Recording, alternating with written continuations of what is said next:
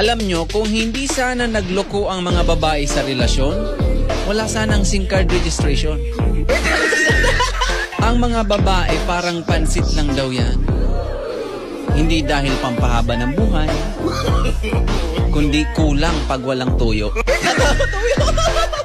Ngayon ko lang na-realize, kaya pala nauso ang kasabihan na ladies first. Kasi mga babae naman talagang magaling sa umpisa.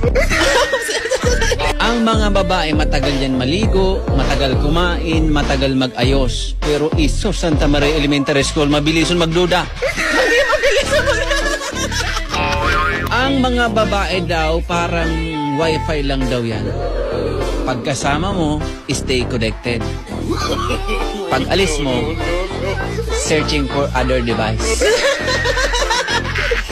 Sorry girls ha, tabla-tabla na.